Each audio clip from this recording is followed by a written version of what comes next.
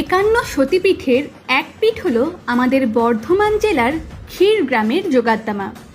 এখানে মায়ের ডান পায়ের বুড়ো আঙুল পড়েছিল।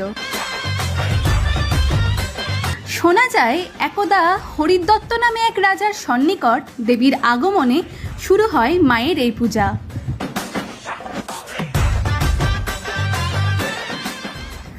আরও শোনা যায় এই পুজোয় দেয়া হতো নরবলিও, যা পরবর্তীকালে দেবীর আদেশেই পরিবর্তন হয়ে হয় মহিষ বলিতে।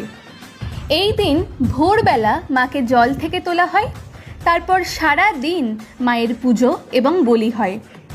আবার রাতে বিশেষ পুজো ও অভিষেক সম্পন্ন হবার পর মা ফিরে যান নিজের বাড়ি, অর্থাৎ সেই ক্ষীর দিঘির জলেই।